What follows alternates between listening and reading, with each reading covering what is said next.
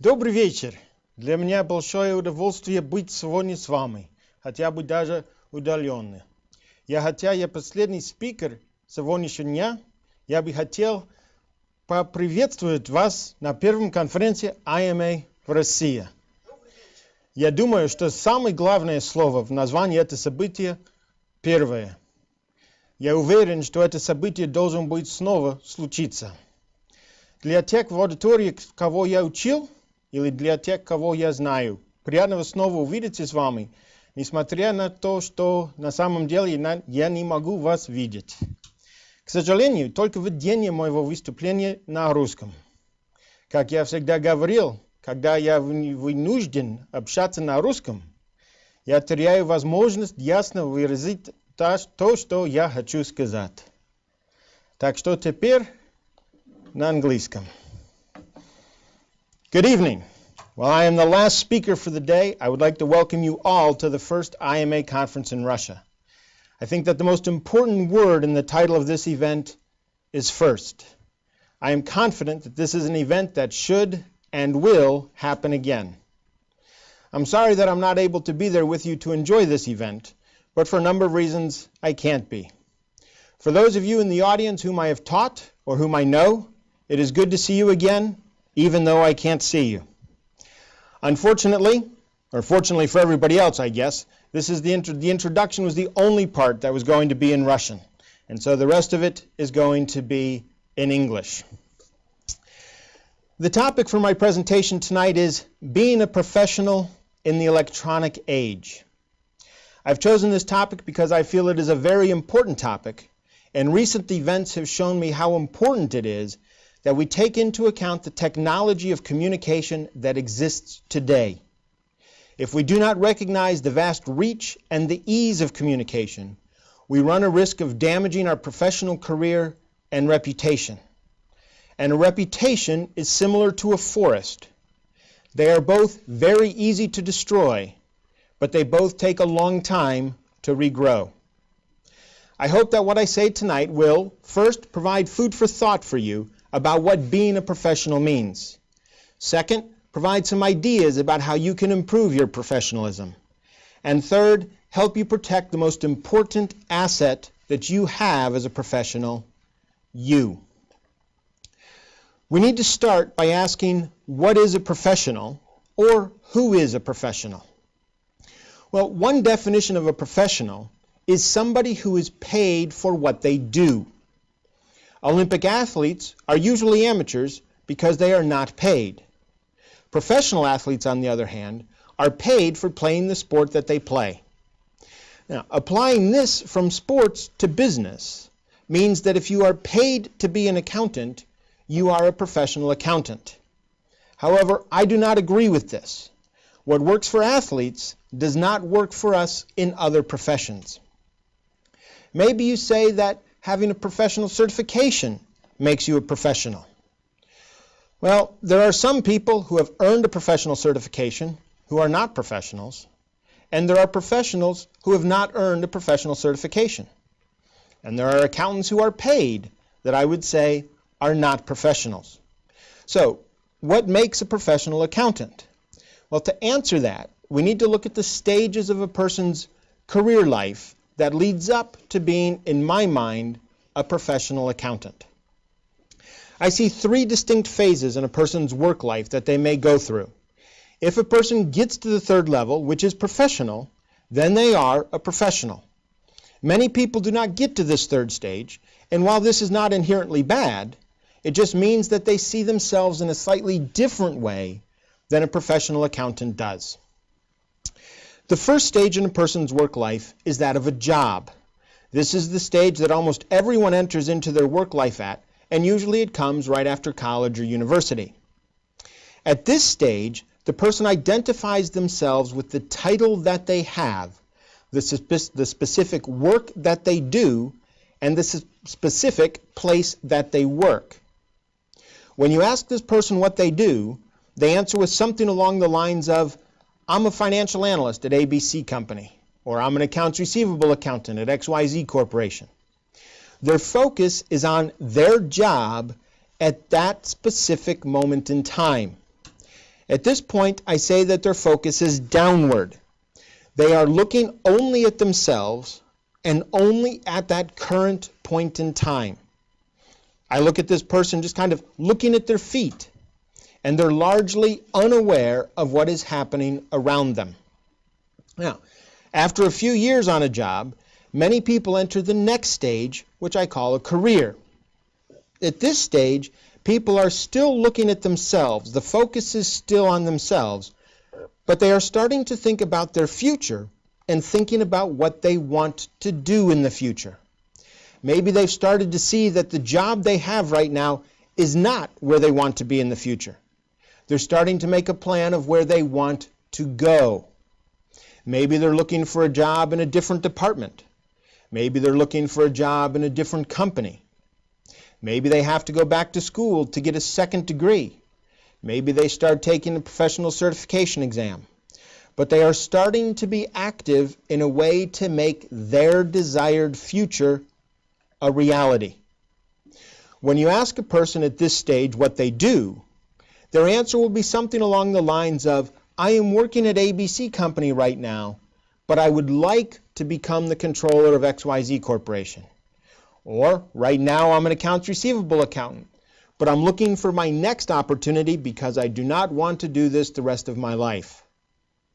Their outlook has changed from being down to now being up, and they are looking at their future. They're no longer looking down at only the present time, but they are still focused largely on what they want to do in their own future. It's at the third stage of work life when a person becomes a professional. When a person is a professional, their identification isn't really with the specific position or company that they work for. They realize that their future success is in some way tied to other people and that they do not do things alone. They're no longer acting in a vacuum that disconnects them from others. When you ask this professional person what they do, they may answer, I'm an accountant, or I'm a financial analyst. They may add the name of the company that they work for, but you get the sense that the company is secondary to the way they see themselves. At this point, they see that there is a connection between themselves and the others who say that they are accountants or financial analysts. There's a realization that if other people who are in the same profession as they do act dishonestly and provide poor services, others will think that they are the same. I was going to try to do this without looking at notes, but I'm not able to do that, it seems, so forgive me just a second here while I find a way. People will see them the same, guilt by association. But it also can work in a positive way as well. If others behave professionally, we benefit from that behavior of others, and vice versa. Our good works reflect on others. So a professional has a commitment to others in the same profession. There is the thought of the common good. The perspective of this person has now become up and around. They are no longer focused solely on themselves, but also on what is going on around them and how they interact with that world around them. Now, of course, it's rare to find a person who is so completely dedicated to a profession that they don't have any focus on themselves. But at this level of being a professional learns that they benefit from the organization. They benefit from the profession that they are a part of. And they therefore have a duty to maintain the name and the reputation of the organization as a whole. In order to be a professional, a person must be part of a profession. To be part of a profession, a person must be aware of the profession. And this awareness of the profession comes only with an up and around approach to our work. Now, just getting paid to work as an accountant means only that you have a job. Only when you're aware of this connection between yourself and other professionals in your profession do you become a professional. So, if we need to be aware of others to be a professional, how is it that we can demonstrate that we have this awareness? In other words, at a less theoretical level, what does it mean to act as a professional? What are the characteristics of a professional? While there are a lot of different definitions of being a professional and a lot of different sources for reading more about this, I want to share with you some of the characteristics or traits that I see people who are leading professionals share with each other. There are 8 individual elements that I'm going to talk about, but we'll see that they're interconnected to each other in some ways, and sometimes it's hard to determine where one stops and the other characteristic begins. The 8 things that I'm going to talk about, the 8 characteristics: be patient, look ahead, make certain that a victory is a positive victory, participate in community learning, practice what you preach, take responsibility, be somebody else, and remember the era we live and communicate in. And as we go through these, I'll remind you what these 8 characteristics are. We start with the first, which I've labeled as be patient. We live in a world in which we want instant satisfaction. We want a faster computer, even though our computer is already faster than we are. We check email at a red light, even though that we know that there will be nothing so urgent that it can't wait a half an hour or half of a day. We want to have instant communication with people, and we get frustrated if someone does not answer our text, our post, our email immediately. And if you think about it, email is now slow compared to other options of communicating with people.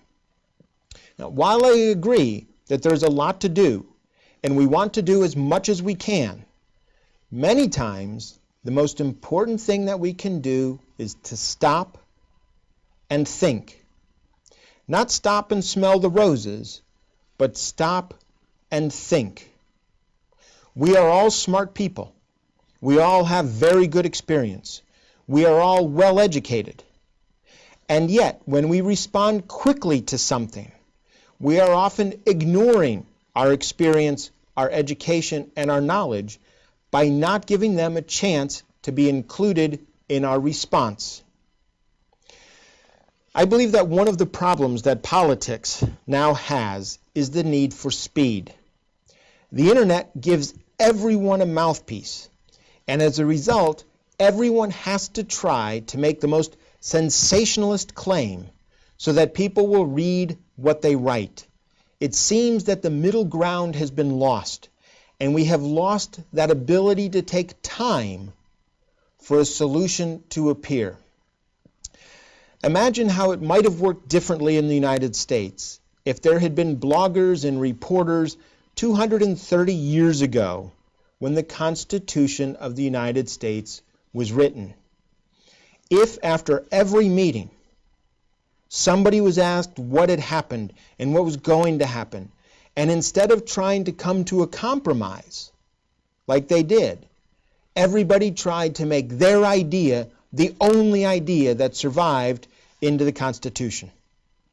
The Constitutional Convention lasted 4 months, from May to September of 1787, and it was agreed at the start that the discussions and votes would be kept secret until the conclusion of the meeting. This gave people the ability to discuss, to compromise, to change how they feel about something without it being scrutinized by everybody else looking for somebody to blame. Now, also for many, the goal of the Constitutional Convention was not to create a new governmental structure. It was simply to make changes to the existing Articles of Confederation. It's good that they took the time. They discussed and they got it right rather than simply trying to do it quickly. So, take a walk, drink a cup of coffee. There are very few things that need to be decided right now.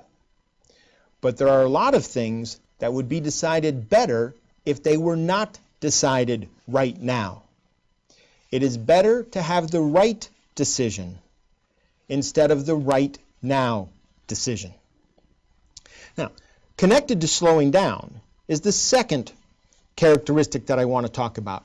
Looking ahead and seeing more than today. When you're at the job stage in your work life, your focus is on the now. But when you are a professional, you need to have an up and around perspective, which means that you are looking towards the future. And since you are part of a profession, you need to be looking at the future of all of your fellow professionals as well. Sometimes this means that you need to make a decision that might be less or worse for you in the short term, but will be better in the long run. The World Cup is coming up. And when you watch soccer, how many times does it happen that a team moves backwards in order to go forward? Simply charging forward all the time may seem like a good decision at the time, but without proper planning about where you are going, you might find yourself in a worse position than you started, and you may find that you no longer have the ball. Another sports-related kind of example is chess. In order to win at chess, a player needs to be able to see a number of moves ahead. The more moves ahead you can think, the better your chances of winning. The same is true in life. Now, this idea of looking ahead is actually the first topic in the CMA exam. Part 1, Section A, Planning and Budgeting. Just as we should be doing this for a business, it is good if we have a plan for our lives and our careers. But the thinking ahead we need to do is not only larger plans and budgets, but in how we behave with others. What can we do that will keep us ahead of the curve? What can we do so that we continue to be the person who has the best answers and the best new ideas? Okay, the third characteristic of a professional is making certain that a victory is a positive victory. So now that we're thinking ahead, we need to make certain that a victory in whatever it is that we're doing right now will continue to be a victory in the future. We need to look beyond just the individual issue or conflict or decision or situation that is in front of us right now. We may be able to make a decision that will provide us with a short-term gain, but may not be the best in the long run. So we want to make certain that the victory we achieve now will not lead to a later and perhaps more important defeat. In sports, there are two different ways to win. And in the upcoming World Cup, we will see that there are some countries that pursue each of these strategies. One way to win, and this is the obvious way, is to score more than the other team. The other way to win is to allow the other team to score less than you score. Now, either way can be successful. We may argue about which is more fun to watch, but in the arena of sports, the fans of the team that wins are happy no matter which strategy their teams won with.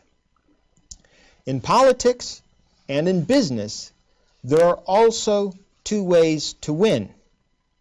The first is to demonstrate that your point, your idea, your course of action is better than the others.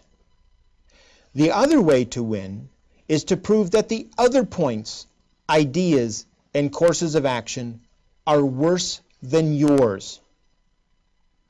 In sports, the fans may not care which strategy is used, but I do not think that that is true in politics and business. How would you rather get promoted?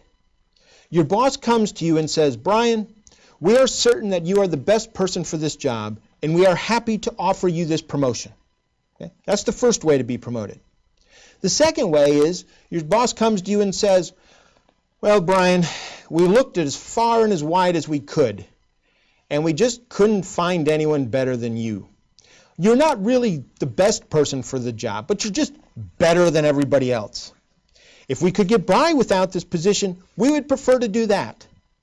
But somebody needs to sit in the chair, and we think that you will do the least damage.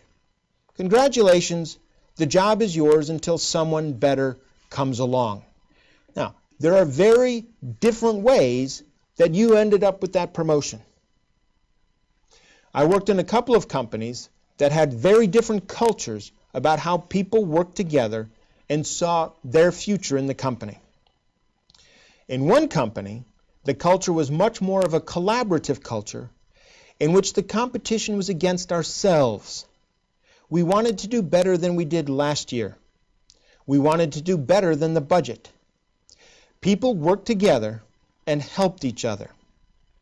In this case, the victory was a positive victory for everyone involved. Now, even in this culture of collaboration, somebody had to get promoted and somebody would not get promoted. But the overall atmosphere was that everyone did what they could, and the person who got promoted deserved it. In the other company, the culture was much more individualistic. The idea among the people seemed to be more along the lines of, if only one of us will get promoted, I will do everything that I can to make certain that it is not you. Now, somebody wins and somebody gets promoted. But this is a victory that results from being the least bad. And it doesn't create a culture that will be very productive going forward when the least bad person becomes the supervisor. It's a question of how we want to go about coming out on top or winning. Is it because we think that what we believe in is better? Or is it because we just think everybody else is worse than us? There was a TV show when I was much younger in which there was a very short exchange that is related to this and that I still remember. The main character in the show, his name was Alex, was played by a very young Michael J. Fox. And Alex was a very financially oriented person and was determined to rule the financial world and have unmatched wealth. His parents were both very caring, compassionate, and giving people who had been hippies, trying to save the planet rather than make money. In one episode, Alex was talking about his parents and his relationship with them. He said that his father just wanted him to try things as a child, and that his father was always supportive no matter what the result. When a person asked if he agreed with this attitude, Alex answered, "It's a little naive, isn't it? There are winners and there are losers in life. There is no getting around that." So the person asked Alex, "You think your father is a weak man?" Alex answered, "I used to think that way. I'm embarrassed by it now. That I could be so blind to his strength. He does not have to make you wrong for him to be right. He doesn't have to make you a loser to be a winner himself." If in the process of gaining your victory, you destroy relationships and close doors and eliminate future opportunities, your victory will be very short-term and a very empty victory. A true victory is one that does not have losers, may even have multiple victors, and will create more opportunities and benefits in the future for you and everyone else. It may not be easy to achieve this type of result all of the time, but we should enter every discussion and situation with this as our preferred result. The fourth characteristic that I want to talk about is what I call participate in community learning. And this is built on the idea that we do not learn and work in a vacuum. I just said that we need to make certain that our victories do not create losers and maybe even have victors besides ourselves. It's this idea of connectedness to others and looking to the future That is what community learning is about. Individually, we know very little. There are very, very few original thoughts or ideas anymore. And most of the things that we do that may seem original are based on the work of many, many people before us. When I look at a 100-story building, I think to myself, how smart was the person who thought of how to build this building so it doesn't fall over? But one person didn't build this building. This process started centuries ago when somebody first built a 2-story building. And then a little later, somebody built a 3-story building. And so on, and so on, and so on, until somebody finally built floors 90 to 100. That person didn't build a 100-story building by themselves. Like the 100th story, that building is built on all of the efforts that came before. The Wright brothers did not build an airplane in a vacuum. Their efforts were greatly helped by every failed attempt at flying that occurred before them. They learned from their own failures and the failures of others in order to make an airplane that flew. And there were thousands and thousands of people who have helped us get from the Wright Flyer to the Airbus A380 to the space shuttle and to the satellites we send to the farthest reaches of the universe. When we are moving forward and trying to create something new, we need to remember that usually the answer that we need is not entirely within ourselves. We do not have all of the needed knowledge or experience that is required. We need to be prepared to engage others. While we need to recognize that we may not have a completely new original thought, we should have as a goal to move knowledge a little bit forward, to build one more story on the building of knowledge. We should want to take the knowledge and experience that we have, combine it with the knowledge and experience of others to move something a little bit forward.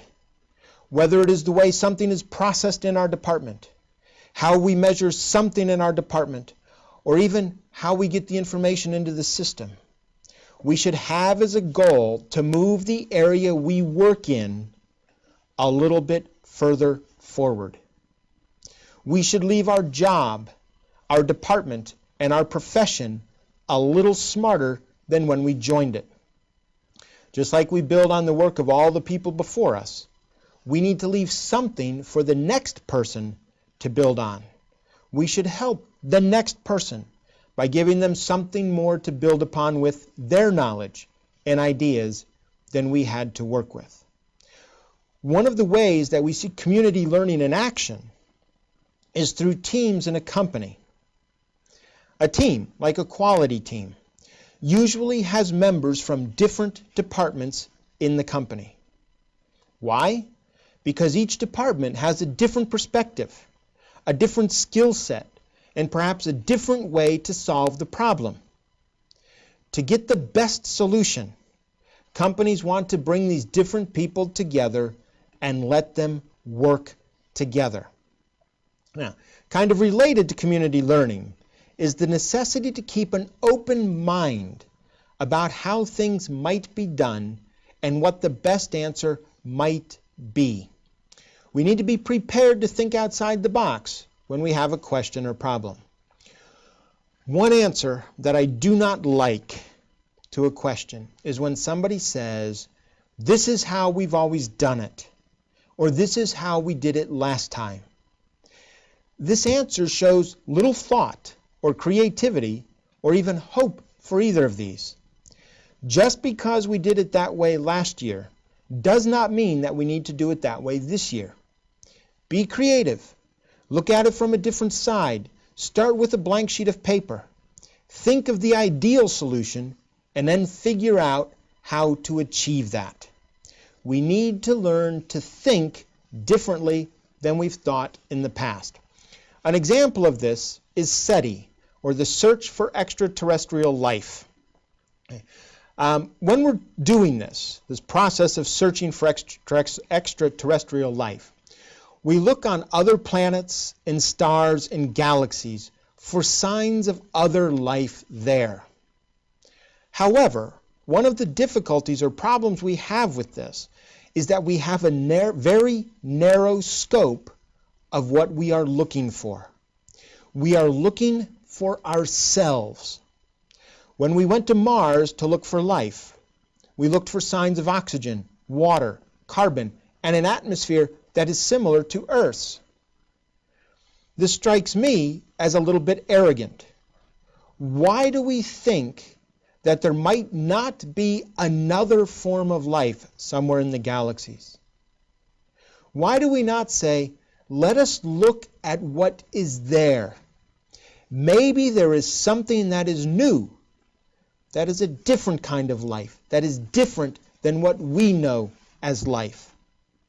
Science fiction writers do this all the time when they dream up galaxies and the creatures that inhabit them, and they think about how they would communicate, how they would travel, how they would dress.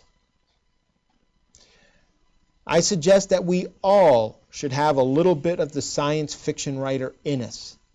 We need the ability to look for something new. We need the desire to stretch our mind and our thoughts, to move knowledge a little bit forward.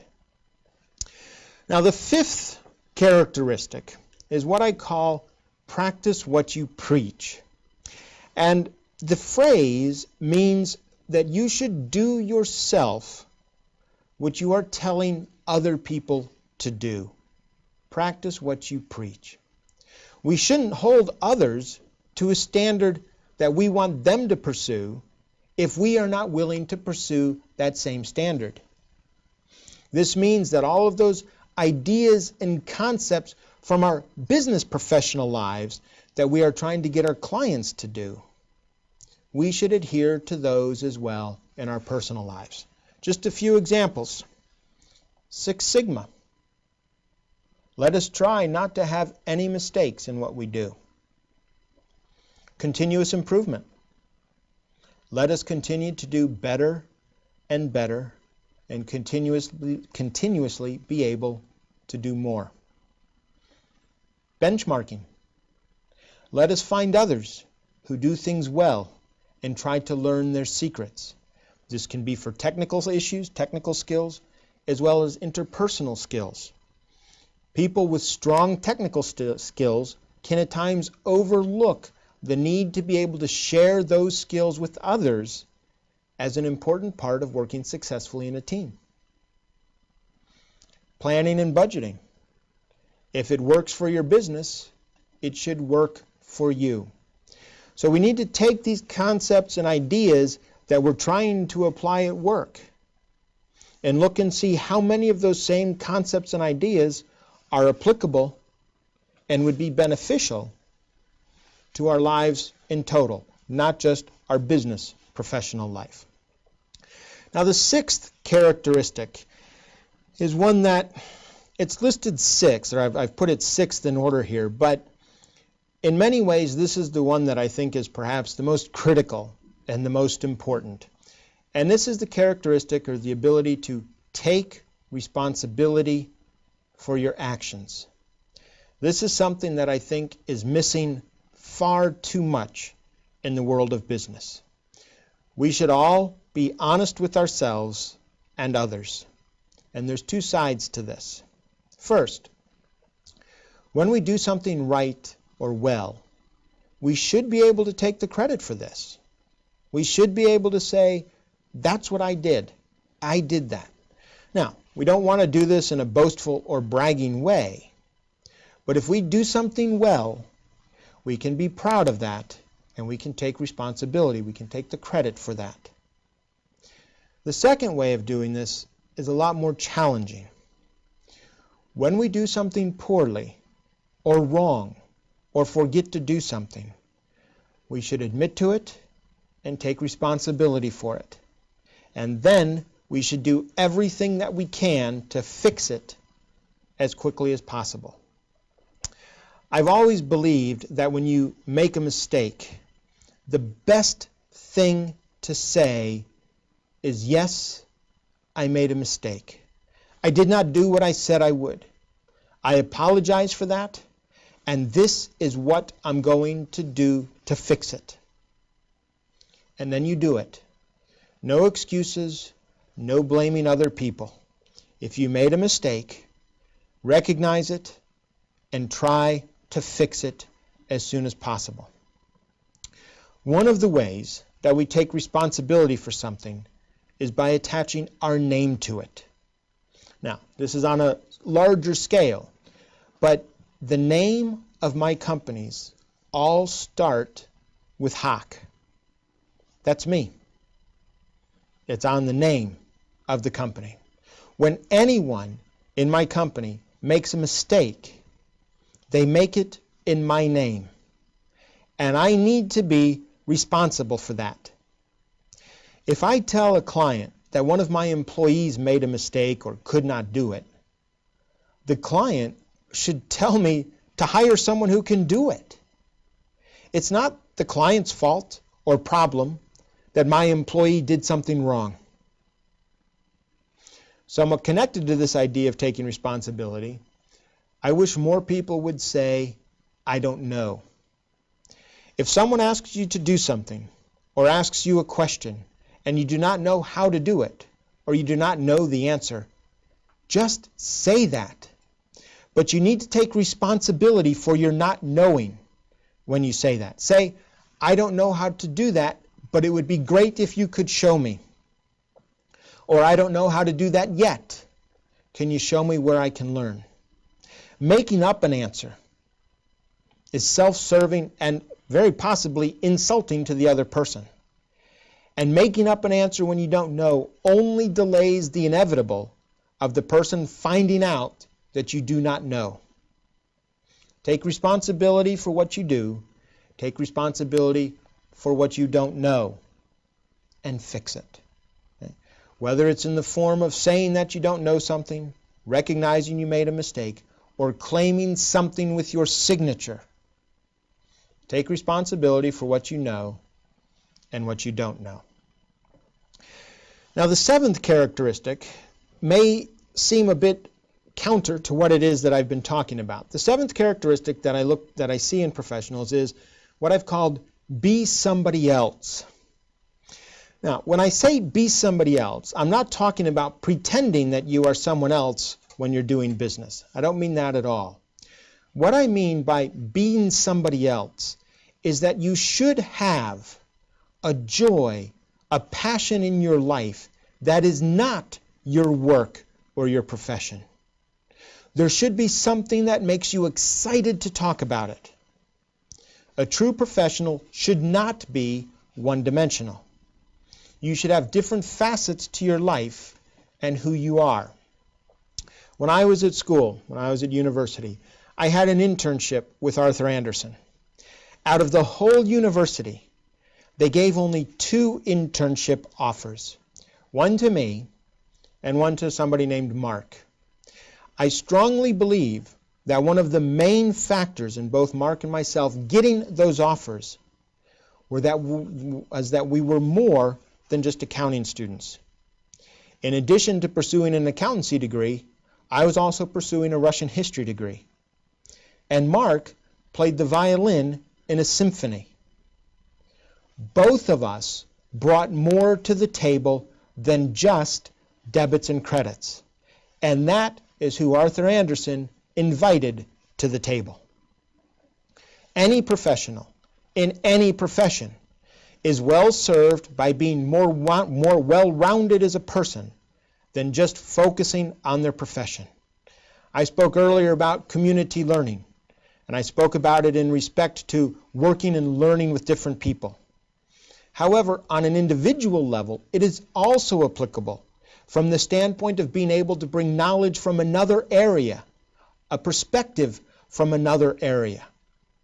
I can't give a specific example of how this happened, but I know that my education and my training as a historian leads me to look at business situations a little bit differently from a different perspective.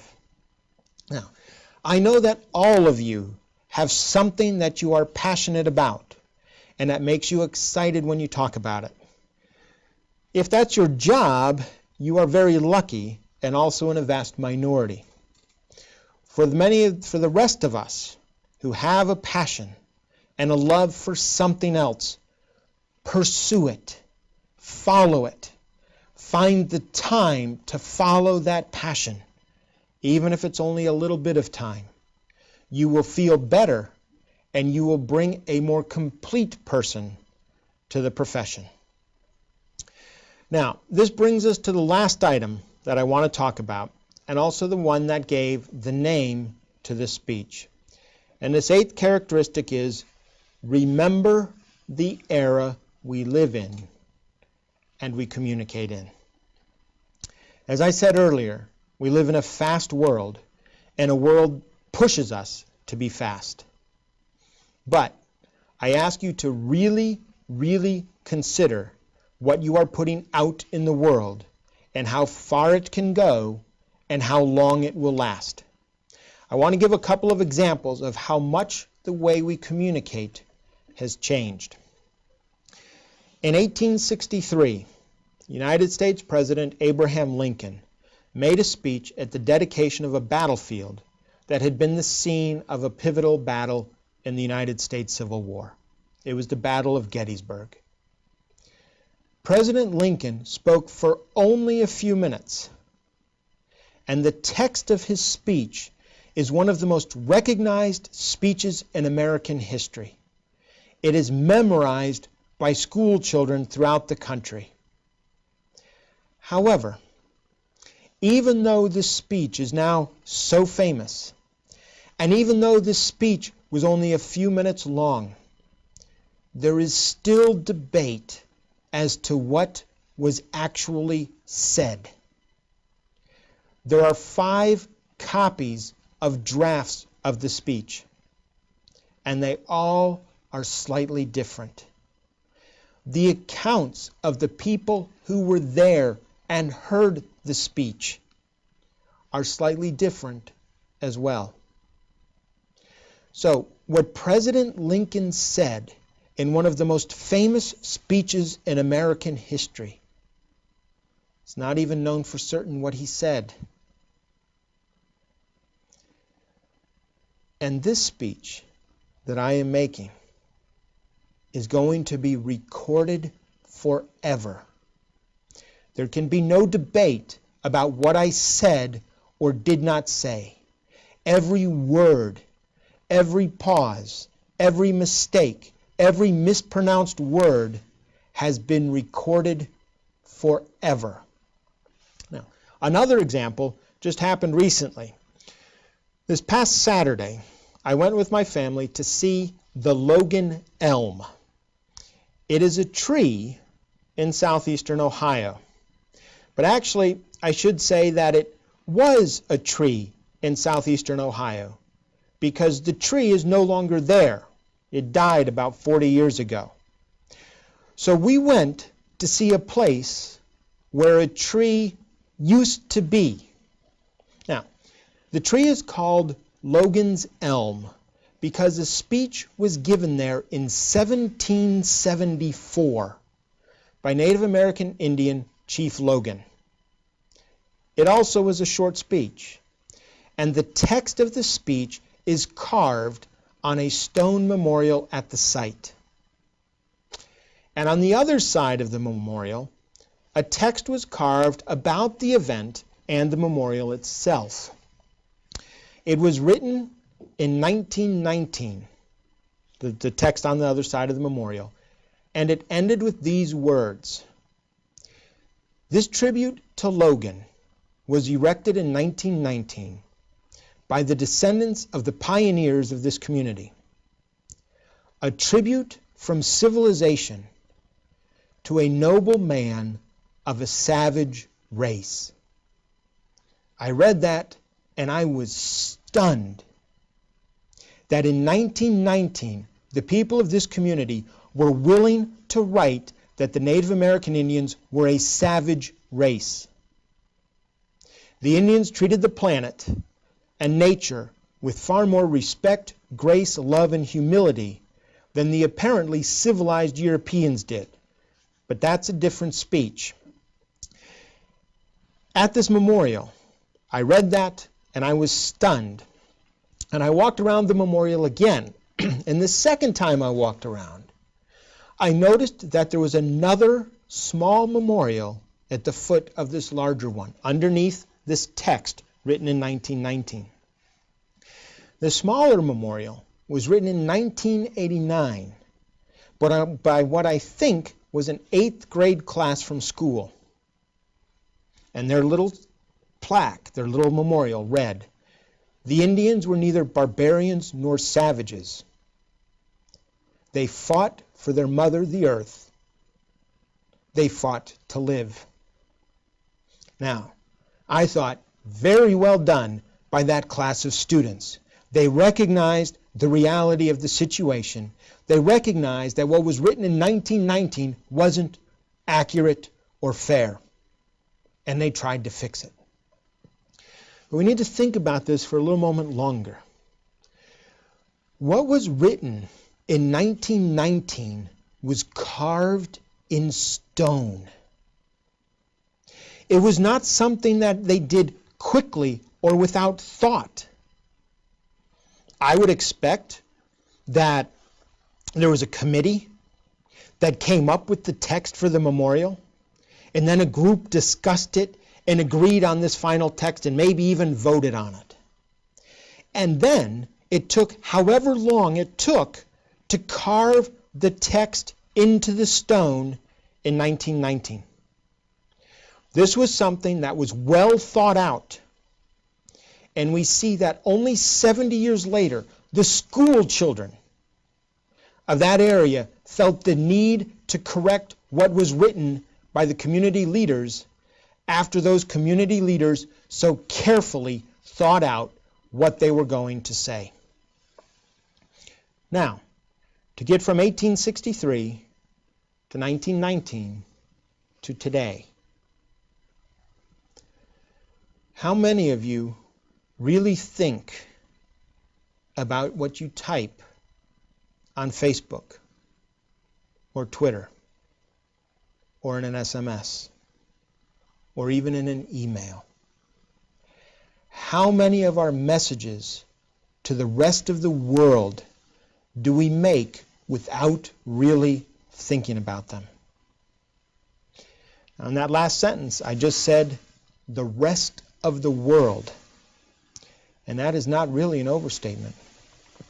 What you send out via Facebook or in an email or as a text can be sent to just about anyone in the world, and very, very quickly. It would be interesting to know how many jobs have been lost, careers ruined, friendships destroyed because of a hastily written and not thought out message. Of course, we don't know a number, but I know that the next time it happens will not be the first time that it happens. The world is getting smaller, and what happens in one company or one part of the world does not stay in that company or part of the world. The impacts are felt through a region or even through the world. And while there are so many things happening in the world that we want to have an opinion about, we need to think whether or not our opinions actually add anything in the discussion that is going on. And are they something that we want to share with everyone? The events that are happening now in the Ukraine touch everyone in this room one way or another. I would guess that everyone in the room either knows a Ukrainian or is a Ukrainian. Many of you have traveled to the Ukraine or done business in the Ukraine. And I know that there's a long history involved, and that there are patriotic and nationalist feelings that run very deeply and very strongly in this issue. I can see this just by looking at Facebook. I don't need to watch TV or read the newspaper to know that this is an emotional issue. And I know that many of you now have, or many of you have strong opinions about what should be done, about who is right and who is wrong, about who to blame, and about how to solve the problem. And I am certain that many of your opinions and your views are valid, well thought out, and in many respects correct. But this is not a simple question with a simple answer. From a professional standpoint, I ask each of you to remember that what you write now is going to be out there in the world for a very long time. And many people who never intended to read what you wrote may be reading it. This doesn't mean that you should not say anything or post anything. Rather, it means that you should think before you write, and you should make certain that what you are writing is adding something to the discussion, not just adding to the volume of the discussion. And you also need to remember that you do not know everything about a situation, about the Ukraine or any other issue that's in the news. You may think you know more than others, and maybe you do know more than most, but you do not know everything. And no issue is black or white, no matter how much you may think it is. There are so many shades of gray between the black and the white that when you make a declarative statement about a complex issue, you are probably just adding to the volume of the discussion. And it's also very possible that in the future, your declarative statement will be proven foolish. It seems to me that so much of what is on the news and the internet is simply each side trying to shout louder than the other, as if they think volume will provide victory. There is little attempt to try to understand the nuances and the shades of gray. It's impossible to listen while you are shouting. As professionals, it is your duty to increase the quality of the conversation, to see a bit further into the future, to see a larger picture and a longer view than others. We should be able to take a step back, pause for a moment, and truly try to understand what is happening and why. We need to do this so that we can help create a solution that will have more than one victor, and a solution that will be beneficial in the future as well, providing a foundation for growth in the future. Not a short-term, empty victory that pushes the issue to the side for a little while, only to return again in the future. I said that a professional needs to take responsibility for their actions, and that is true. And we need to remember that this includes our actions that are outside of our professional duties. This includes a post on Facebook, a tweet, a text message, an email. So when you are writing about large, complex issues, I ask you to remember that you do not know everything that is going on. But by acting in a professional manner, you have the opportunity to influence the people around you. You are respected by the people you work with and your friends and your relatives. Use your position as a professional to have a positive impact on the world for you and for others. Thank you.